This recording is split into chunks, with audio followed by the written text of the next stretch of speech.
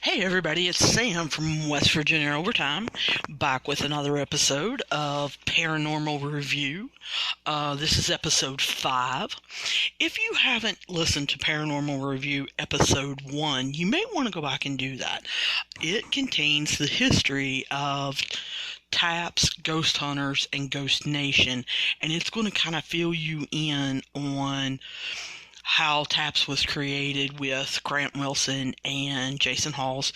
And if any of you are new to this, like I am, then you may want to go back and kind of review that to kind of find out what Grant has done, and completed before this series, the new series, started. We're going to start with episode 1 of the new Ghost Hunters. It's going to be called School Spirit. It was shown on September 18th of 2019, and it deals with Pocatello, Idaho, and Pocatello High School. That's called Pokey. And it kind of starts off with the Ghost Hunters coming back, and this being the first episode back. I think that Grant really wanted to do a little explanation about how he is getting together with a brand new team because he left in 2012 because his kids were young and that he wanted to spend some time with them. And now that they've kind of grown up, he's picking a new team to help him go out and help people that believe that there may be something paranormal going on in their home or their location. He says that a lot of his past team is off doing their own thing, so he had to create a new team. So the only kind of old member, she was a member of Ghost Hunters International, is Kristen Lumen. And I'll introduce you to the players here in a minute. But as I did with the Ghost Adventures episode that we did, their Halloween special, I want to kind of talk a little bit about Pocatello, Idaho, and Pocatello High School. I looked it up, did a web search. There are numerous sites talking about the high school being haunted and several different stories. I listened to a podcast. It's called History Goes Bump podcast. If you go back to episode number 49, they have an episode on Pocatello High School, the Pokey. And I also kind of, like I said, researched it.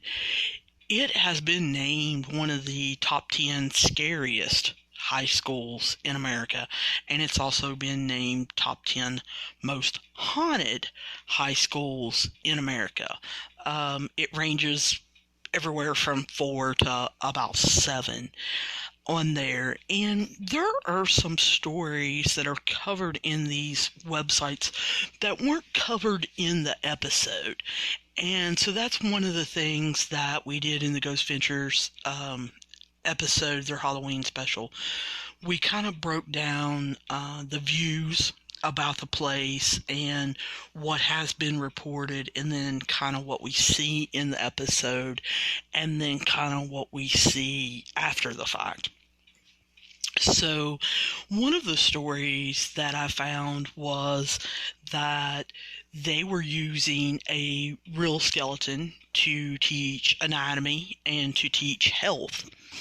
And it was decided, they don't have a date on any of these websites that reported this phenomenon, but stated that they wanted it changed to plastic, that they did not think that it was appropriate to actually have a real person's skeleton in there.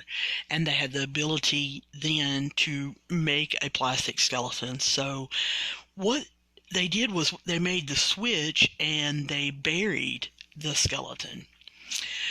Then the websites state that the science teachers and health teachers and anatomy teachers started finding bones that they believe were from the real skeleton in cabinets, in their drawers, and they couldn't figure out how it was happening. Um, and this must have been a while ago because it doesn't mention anything about cameras in the school or anything. And there, in these articles, there's no way to debunk it. One article stated that one science teacher believed that the students had found out where they had buried the skeleton and were playing practical jokes. I could not find anywhere recent where it has been happening, but that is one of the legends of the school. Another legend in the school said that it happened in the 40s and 50s. This was reported by 4 or 5 different websites, that there were 2 girls that were very unhappy and I guess appeared to be depressed, that they made a suicide pact where they were both going to commit suicide in the school. One girl backed out, did not show up. The other girl went all through with it. She hung herself from her locker, and it was stated that after this, the perfume that she used to wear was a distinctive scent, and that they smelled perfume around that locker and in the hallway. Supposedly, the perfume got so bad that they had to remove the original locker. Now, I could not find anywhere that stated that they actually did that or anything like that. There were some other reports that the custodians see a young girl's apparition in the hallway, but it's unknown if that's the hallway where the original locker was. And then, like most urban legends or things that go bump in the night, there's no exact year or time period really that it's just known that it's in the 40s and 50s. There's no really time, so not sure that this quite happened either. And then there's some things where they say that the toilets in the bathroom will all of a sudden just start flushing, and that the students have witnessed this, that the cameras are continuing to go on and off, and that the piano is playing, piano keys are being pushed and songs are being played in the music room. So, like I said, Ghost Hunters did not investigate any of these kind of phenomenon. And one reason, and I want to kind of take up for them, is the fact that they only go on what is reported to them. They don't, do a wide research and find out every single story known to man and decide to debunk everything. So let's kind of get into the episode. I was a little bit fascinated with this episode. As I've said in episodes before, I did not watch Ghost Hunters. I don't know why. I guess I was too busy working, didn't watch a lot of TV at that time, and so I wasn't familiar with their methods or anything. I saw a commercial saying that they were coming back. I had watched Ghost Adventures and am familiar with what they've tried to do. I followed Nick Groff in his career after Ghost Adventures and watched some of his stuff and read a lot of his articles and everything, and have watched some of the others. It was for pure entertainment. I am a pretty skeptical person about a lot of this stuff.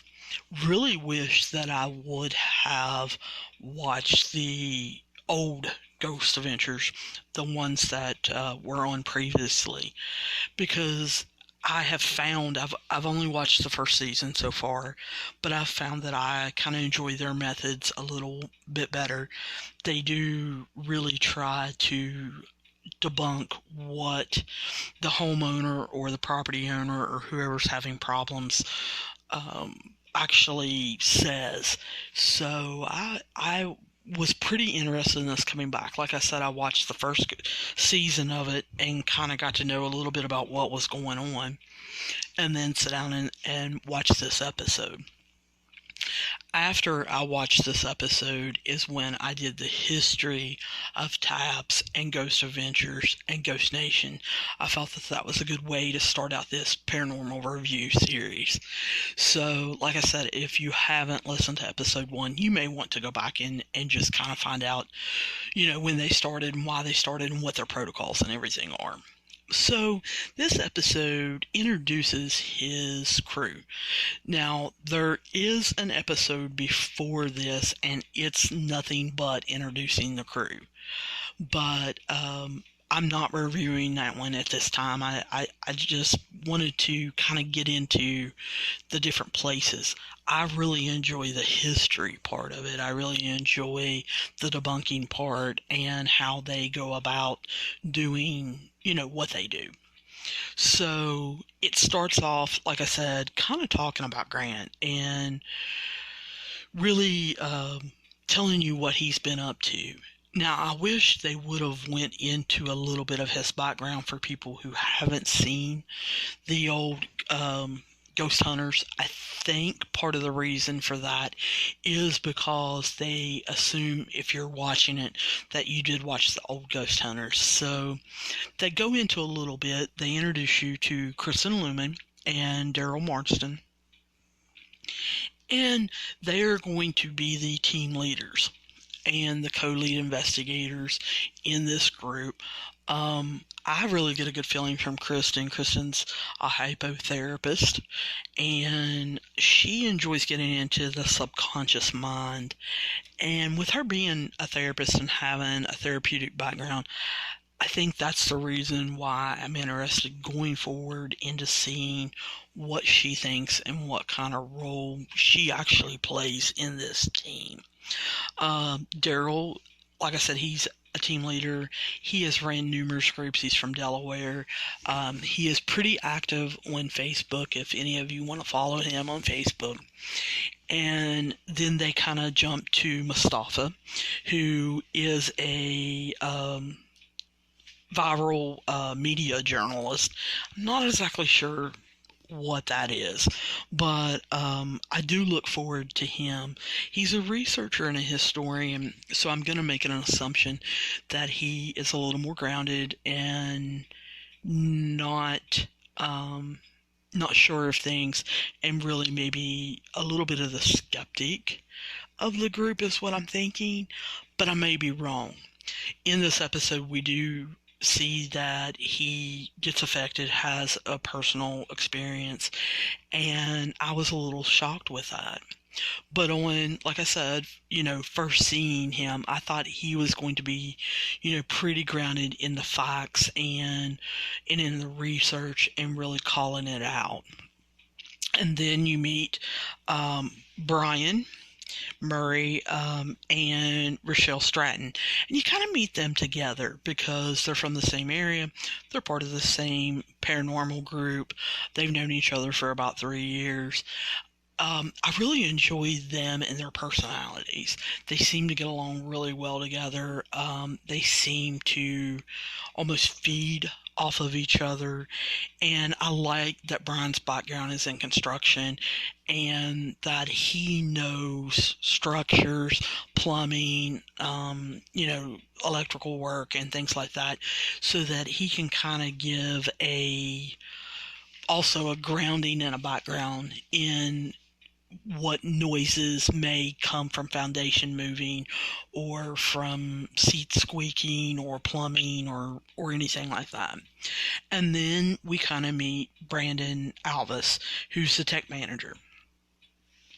And I really liked his view that he expressed pretty much right off, as far as, a lot of people have personal experiences, but the clients that want ghost hunters to come in, or Ghost Adventures, or Ghost Brothers, or Paranormal Lockdown, or the Tennessee Race Chasers, or anything, what they're wanting is to know, is this truly happening, or is this in my head, or is there something behind it?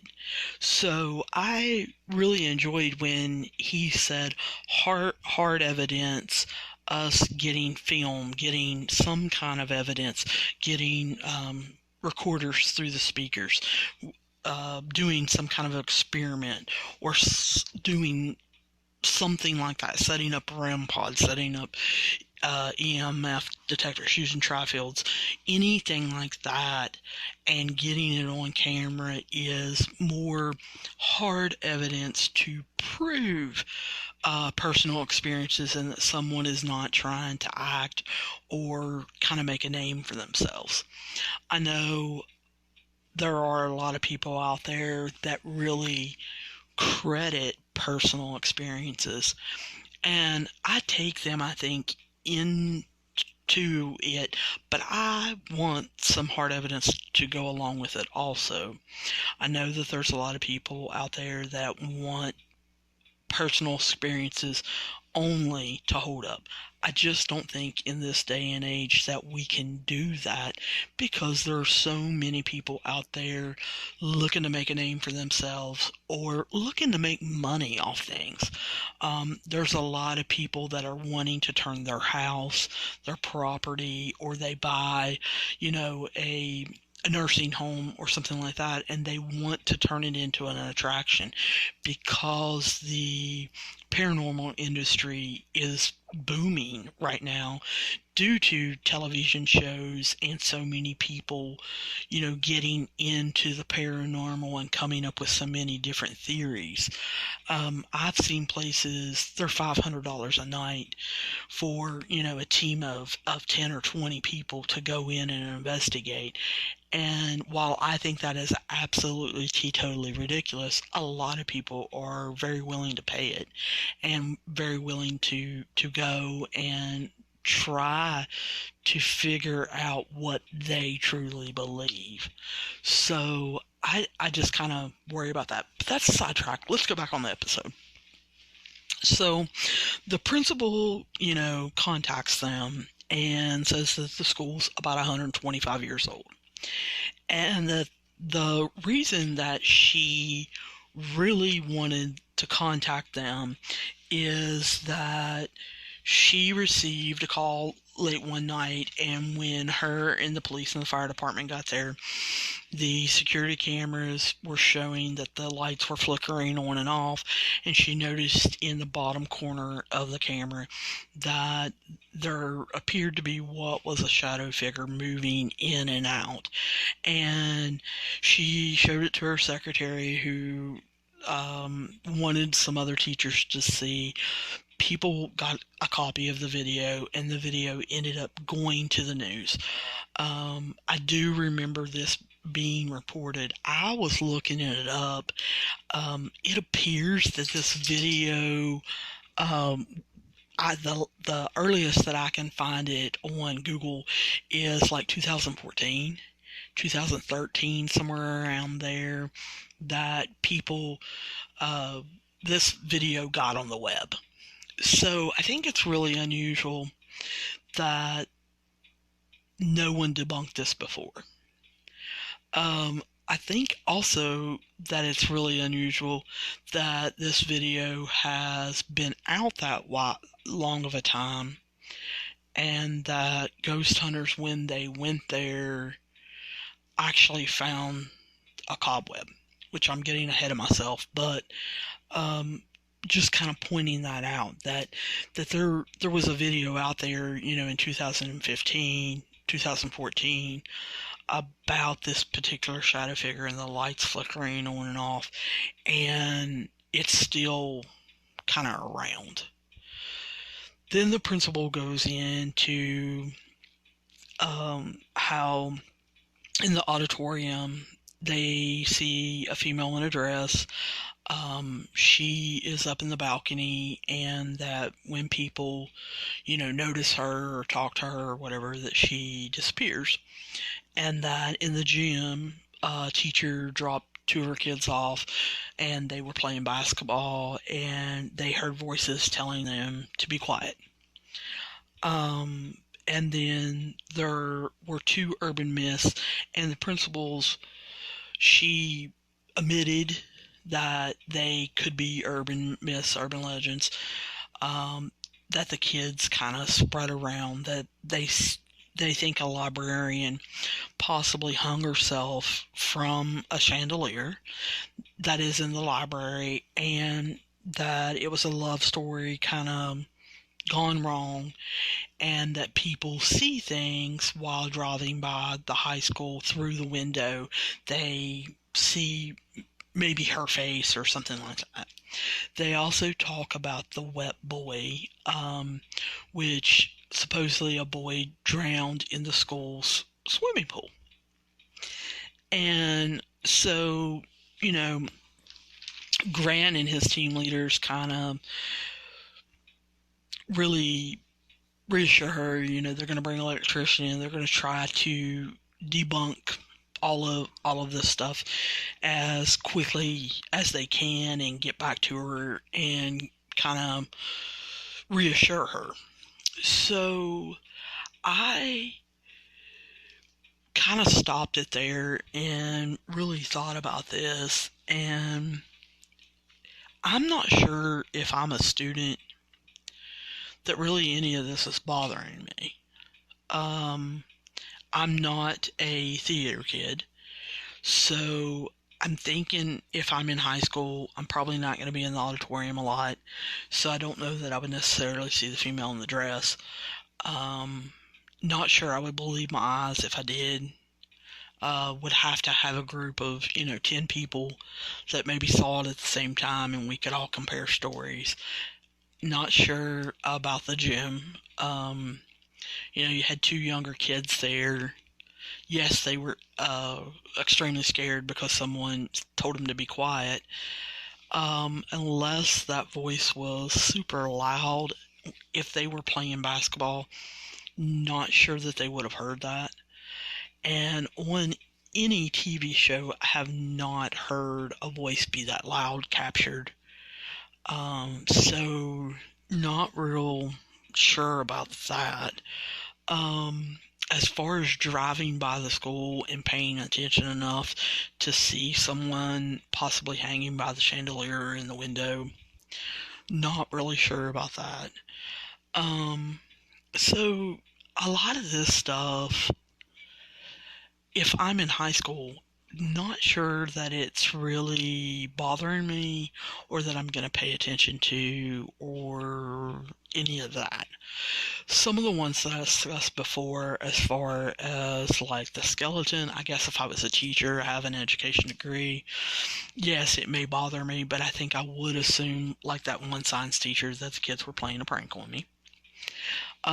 As far as the perfume radiating from, a locker, that can easily, again, be a school prank, as far as them just pouring perfume in there so that it radiates and doing it over and over again. The locker's been removed since then, so they don't have that issue. As far as the custodian seeing something, it may bother them, but again, if I'm a high school student, probably not going to bother me. So some of this stuff I'm really thinking is almost little stuff, but I guess if you see it or you experience it, then maybe it's not little to you.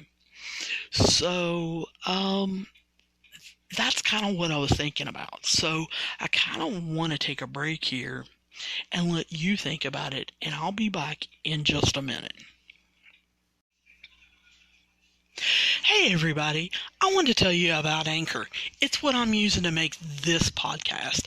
I use it not only because it's free, but because it's easy. I can record and broadcast anything and everything right from my phone, or I can use a computer. It allows me to edit things, and it has everything I need just in one place. And not only that, you can make money from your podcasts. But what you have to do is you've got to go download the free Anchor app. Go to anchor.fm just to get started. And then send me a link. I want to hear your podcast. Hey, it's Sam with West Virginia Overtime, and I'm back with Paranormal Review, and we're reviewing Ghost Hunter's first episode, School Spirit, and we're in Pocatello High School in Idaho. And to start off their investigation, I was really impressed. It is the first time that I've ever really seen a show the setup. Most shows just kind of skip to the investigation, and Ghost Hunters didn't do that. I'm not sure they're going to do it in future episodes, but Ghost Hunters did not do that. They actually showed the maps of the school, them going over the maps, showed setups where, Brandon was looking over where are they going to set up cameras, how are they going to set up cameras. Actually showed Kristen and Brandon out front of the school where they were going to video the front of the school, especially that one window where the librarian supposedly hung herself, and you can see it from the outside. Set up different types of cameras and to cover different areas that they had heard things about. So I was pretty excited about that. I really enjoyed that. I really wish they would have taken a little bit more time and explained the why, explained how they're going to do that and everything. We went over that a little bit in the Ghost Adventures Halloween special about how the owner of the property already had cameras set up, and I wondered if they used his cameras or if they used their own. Well, I kind of wondered that also about this school. This school obviously has video cameras, so I'm wondering if they had them running also, so that if their camera picked up something, then they could verify it with the school's camera. So that is one like minor little question I had. I enjoyed that they started right off with the main one, which was the video, the lights flickering on and off, and that shadow figure coming from the women's bathroom, kind of darting down in the hallway and going out. Thought it was extremely kind of funny that they go up to the second floor hallway, and Grant looks at Brandon, who is, a tech wizard, he's their tech manager, but he's a tech wizard as far as new tech and what's going to happen. And Grant looks at Brandon and immediately says, "Do you know what that was?" And Brandon kind of tries to keep the smile off his face, but it's almost like he automatically knew what that was. And he started immediately talking about a spider web. In the article, after every Ghost Hunter episode, Mustafa writes an article detailing anything that they may have left out or not shown that happened in the investigation or anything like that. He actually talks about how when he was shown the video that he knew what it was because he had worked in a restaurant before and they had the same problem on their security cameras.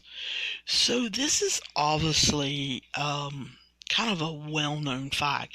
Maybe not as well known in the paranormal community, but with people who deal with cameras or look at security cameras every now and then, this is a kind of well-known fact that this darting thing, you obviously want to check the cameras right off. So, of course, Grant gets his ladder, goes up there, and there's a cobweb dust bunny up there. And, of course, he's he takes it off, and there's no flickering or darting or anything like that. Again, like I said before we took the break, little confused why the dust bunny's still up there if the video was happening, 4 or 5 years ago. But I don't know, maybe they don't clean their cameras very well. But then you see Brandon with Mustafa, and you see them going to the gym. And in the gym, like I said, they were hearing voices because two young kids had been dropped off by their mom. She was a teacher. They were playing basketball, and they heard a voice tell them to, be quiet. So they immediately just start off with an EVP session, which we don't see a lot of it, and I'm making the assumption it's because they didn't get anything. But then they're trying to do a ball exercise. So I like how we see them doing different things in a lot of different shows instead of, staying in one area and trying numerous different things and actually showing on camera, hey, I tried this, I tried that, I tried this, I tried that. A lot of times we only see them in one area trying one thing, and then they move to another area, and we're left wondering, well, why didn't you try this and that and the other? So I like how Ghost Hunters is starting out right off the bat, hey, we're going to show that we're trying different things, and they are working or they're not working. So they tried the ball exercise, telling if there was anybody in the gymnasium, would they please move the ball? At that time, they hear a noise. They think it's the settling of the wood in the bleachers and everything, and you see Mustafa go to one side, and Brandon is down on the ground. They still are hearing noises, and then they both hear a noise on the other side of the gym, on the other bleachers. So Brandon, immediately kind of is drifting and going over there as Mustafa decides, hey, I need to actually go up in the bleachers. And he starts hearing wood creaking around him, and he feels cold sensation. And he describes it that it's coming from above, and that he feels something touching him, but doesn't feel any, bad feelings or anything like that.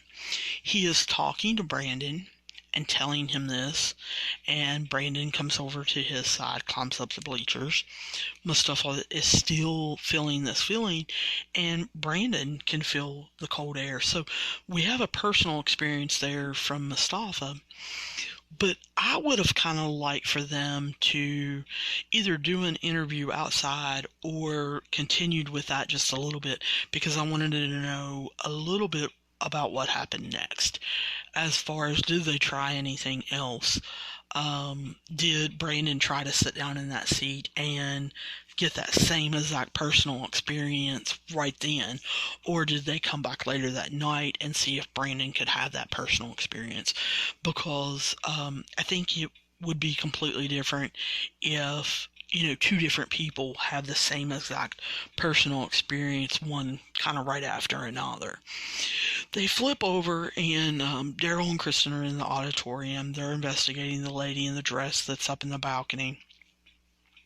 And as they're trying to decide who's going to go up in the balcony and kind of look around and see, they start losing light in the theater very slowly. It starts dimming. They look, there's no sensory lighting or anything like that. And Daryl says he believes that the lights have to be turned off in the control room. So he, immediately wants to go to the control room. I kind of wish they would have stayed there, or one of them went to the control room and one of them stayed there. Because they talk about it being a power drain. They talk about, the entity that may be in the school actually draining power in order to get energy. And that's a theory that that you're going to hear throughout a lot of different shows. So I was kind of hoping one of them would stay there and see if an entity, the lady in the balcony, would appear. If they could do an EVP session. And like I said, have the other go check out the control room. Try to turn on the lights. Maybe if the lights start working as they slowly come back on, or if he dims them again, maybe, Kristen would have saw something. So I was, kind of really wanting more in this. Just saying that it's a power drain, just saying that the lights did that on themselves, I kind of wanted him to investigate more. We don't see Brian and Rochelle, and that's going to be my question, at the end of night one. Where are Brian and Rochelle? Because I really wanted them to bring Brian in and kind of get him standing as a construction expert. Is this something that can happen? Is this something that usually happens? Could something be installed wrong? Are they on a timer? What's going on here? And kind of establish him as their construction expert. Hopefully they'll do that in the future, in some future episodes. Then we kind of go into Mustafa and Kristen in the library, and they're investigating the figure in the window. And the students say if they drive around 3 times around the school, then they see a figure in the window. And I don't know how many kids are going to drive around the school 1, 2, 3. Oh, there's a figure. 4, 5. Oh, I don't see it. I mean, who is testing this? Who is coming up with this? But it was really weird to me that Mustafa is driving.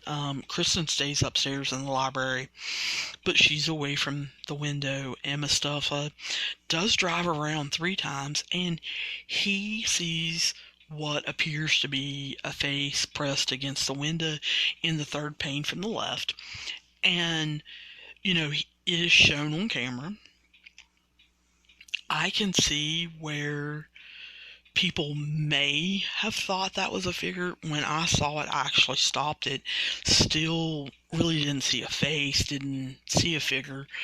Saw what appeared to be a dark spot, but I don't know, I just didn't really put together a figure. Not sure that as a high school student, again, like I said, I would drive around 3 times to see if I could see one.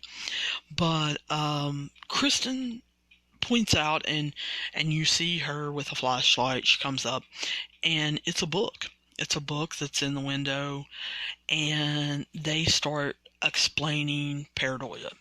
And they use Kristen to set her up as the therapist expert that she is, and talking about how the mind can play tricks on you, how the brain wants to make out objects. And so a lot of times when you show the brain a figure, or you show them a window, or you show them a doorway, the brain wants to create and make something out of the spots that it's seen, or the dark spots that are around. So it creates something for you. And she compares it to the man in the moon myth, where a lot of people look up at the moon and stare at it, and the spots, the darker spots on the moon that are the mountains and stuff, they, in their head, their brain configures a man's face, and that's where the man in the moon comes from. So I was pretty excited that they broke that down, because a lot of people don't break that down. You hear it at conferences and lectures and in articles and videos and stuff like that, but you don't see a lot of TV shows that really kind of break that down. So what they do is they end night 1, and then you see them come back to night 2, or excuse me, day 2, and you see Brandon meeting with the electrician. The electrician says that the lights flickering on and off is it trying to get an electrical connection, and that the ballast needs to correct its voltage. And then Brandon says, could a power draw do this? And he says, yes, it's possible. Well, I agree that yes, that's possible.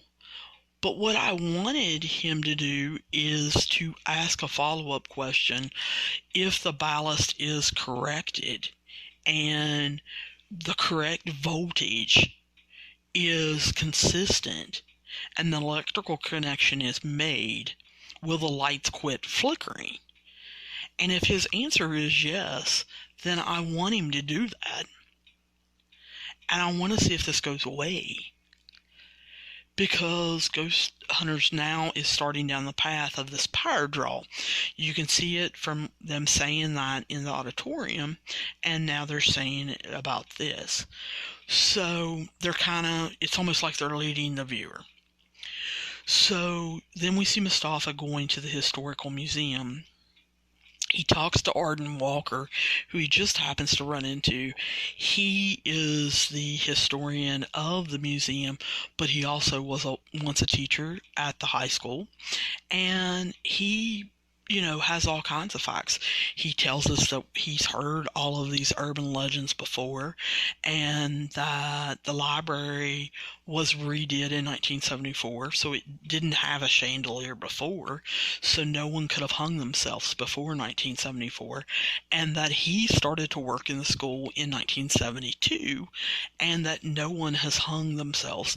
And they can go back through the newspapers or whatever, but no one has ever hung themselves from that chandelier. So that's kind of, proven false. And then he had heard the story of the wet boy coming from the swimming pool area from where they supposedly redid the gym. And he talks about how there's never been a swimming pool in that school, period. When they redid the gym, he says that back area has always been a secondary area where they've used for gymnasium activities or stage, and it's never been a pool. And so those are the two big urban myths that, seem to be in all the web articles that I read, and seem to be the ones that the principal had in her head. So those were just, boom, blew out of the water. So I'm glad that Ghost Hunters follows up. They send Brian and Rochelle into the gym to see if they can investigate what Brandon and Mustafa did. If they can have the same experience, if they can recreate it, can they get voices, can they get something in the gymnasium. Now, they set a recorder up and a camera up. They play some basketball. Again, I still totally agree that if you're dribbling, you're shooting, you're talking, I don't think you're going to hear a voice say be quiet at the level that most TV shows have ever shown that you get a voice. A lot of times you get an EVP and you can't even understand it.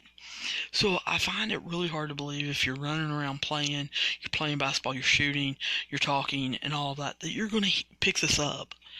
But, they decide then Rochelle's going to sit in the bleachers. Brian is down on the court, and she starts feeling cold mass, starts getting feelings, and she said that she feels like someone is coming up from behind her and wrapping their arms around her almost like in a hug. She feels very overwhelmed and starts crying. She says that they're happy tears. I was interested to find out that Brian obviously is a very protective person. I think that that's important to have in these television groups or any paranormal team. He immediately is coming up there and making sure she's okay in the bleachers. So she has every reason to kind of feel safe and everything. So we flip over and we see Mustafa, Grant, and Brandon in the auditorium. And I'm glad they're going back to the auditorium. They're sending different people in to see if their expertise can lead them to have a different outlook, a different experience, or they can try something different. They can think up something different using their backgrounds. And I think that just blows me away. I enjoy that. I think that seems to me a logical thing to do.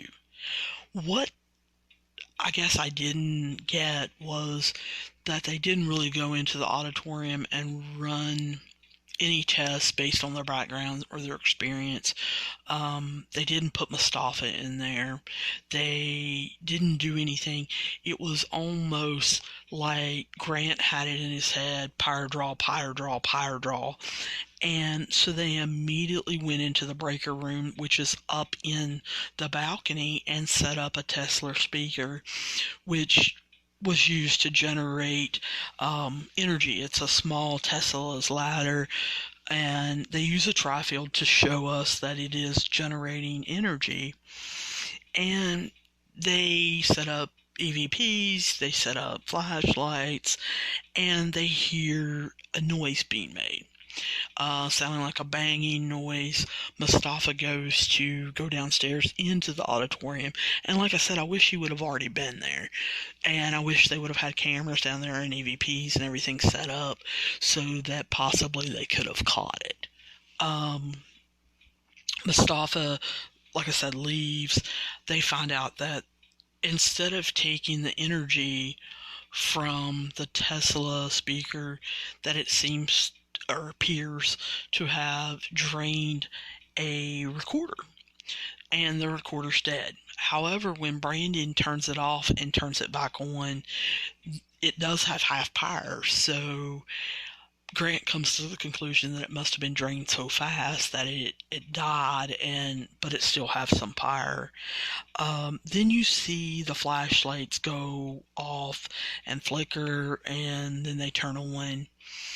And I find it a little revealing that Grant says that they've done this before in Ghost Hunters, and they use the twist flashlights, and they don't always twist them all the way on so that it will not be hard to turn them off.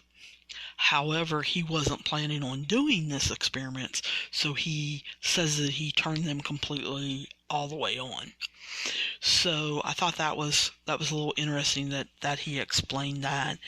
And so he is leaning towards a power drain and an entity taking power from the flashlights, from the recorder, from the lights dimming in the auditorium, from flashing the lights on the security cameras, and different things like that. So we see them clean up. We see the reveal where he is talking to the principal with Kristen and Daryl, telling him about the pool, about the power drain, about the figure being a cobweb, and then shows them 2 EVPs that they found. They can't make them out. I was so excited and jumping up and down that they didn't try to make words out of it. The principal said, "I think I hear the word go," but they did not confirm that for her. I mean, they stayed true to themselves and just said, "We can't make it out." I was so excited that I couldn't see straight because I'm so sick of TV shows saying, "Oh, it says it's going to kill you," or whatever, because I couldn't make it out either. And yes, I heard a noise, but I couldn't make it out, and I was just so happy that they didn't, make something up. He did reveal that they had personal experiences. He called them personal experiences. He didn't downplay them. He didn't say, these are any less, but he also said, it wasn't that it was truly proven by hard evidence. I agree with what he said, that there's no harm being done. Like I said before, if I was a high school student, I don't even know if I would have noticed any of this. And if a student told me this or a teacher told me that this school was haunted, I don't know that I even would have cared, because there isn't any harm being done. There is no bad things happening or anything like that. And so Grant said, if this place is haunted, if there is a power draw going on, it's because um, this kind of positive thing is going on, that you have entities here that may be wanting to draw the power just to enjoy the school. And I found that in and of itself kind of to be interesting, because Ghost Hunters could have started out with some evil case or some big deal, or went to some famous place, found all these new things to generate ratings, and to say how awful and demonic it was and everything. And they chose not to do that. They chose to do a mildly interesting case in a high school that, a lot of people haven't been to investigate. And he chose to say that it was positive and that there was no harm being done and it was okay. And so I was real impressed with that. I watched the extra footage that they showed. They're calling it all grant access, or all access granted, I guess. Um, in it, throughout the show, they show little tidbits of what has happened in Grant's life, as far as, Grant felt his goals were being met at Ghost Hunters and that he was kind of done. His kids were little. They were 1 and 5 years old at the time. He was extremely tired from being on the road and eating the kind of food that he had to eat and everything. So he just decided to come off the road. And then later on in the show, they show another all access is granted, and he talks about how he never really stepped out of the paranormal. He stepped out of TV, and how he continued to kind of keep his hand in it by doing lectures, speaking at conferences, going to conventions and signing autographs and talking to people, and how he continued to want to educate people. He created a lecture series. It's on YouTube. It's called What the Fetch, FETCH. And he created kind of with his family, and he wanted his family involved. He did, educational videos that people can look up. They're still on YouTube. I haven't watched any of them, so I don't know. But they're supposed to be educational videos that he created to kind of generate some people wanting to actually do things correctly. They also show an interview with him where he said that he felt like he needed to get back in it because there were so many paranormal shows that he felt were doing it wrong, that weren't debunking, that weren't trying to get to the bottom of things, that were going based on legends and not doing true history searches. He felt like there was a lot of exploitation going on in the field, and that he wanted to come back in order to kind of set things straight and give a show where people could learn good techniques, good protocol, and see some interesting things. So after this first show, I feel kind of good. It's entertaining. I thought it was logical, other than the ones that I pointed out, what I wanted done a little differently. You ought to go read the article by Mustafa. There are some things he says they catch. I believe there was a locker slam that they didn't get good on camera, and they felt like they could not use it because they felt that people would point out that, it's not very clear.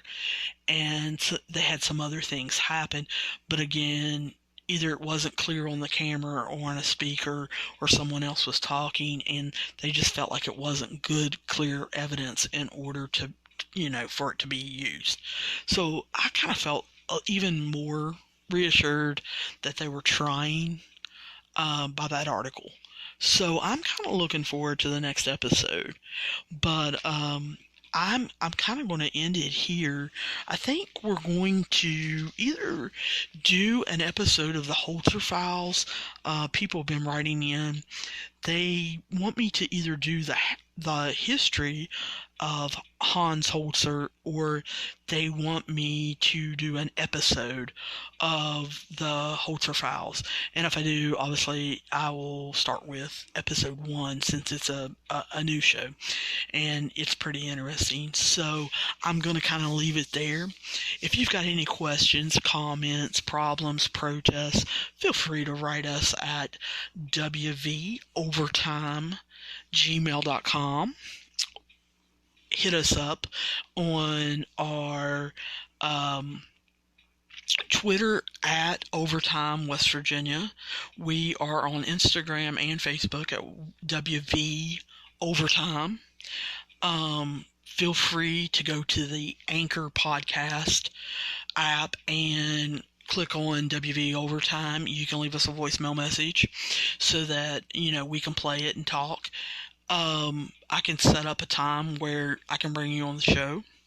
I also can talk to you. We have a group on Facebook. It is called Nick Groff, Viddy, Ghost Adventures, and Portals to Hell, and feel free to come and join us there. We talk and put up articles and kind of break down some stuff. We've got a lot of different skeptics in there, but we also have a lot of true blue paranormal believers in there, so feel free to come in and talk in there.